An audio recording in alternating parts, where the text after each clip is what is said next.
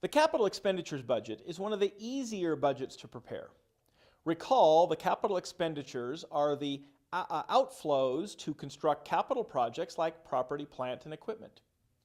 You can see that the capital expenditures budget is the 8th budget completed in the master budget process.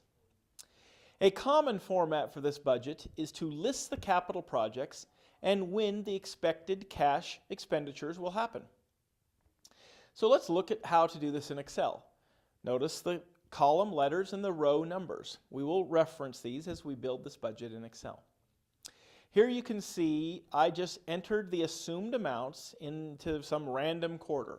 We will use Excel to sum the quarterly expenditures and the total expenditure by project type.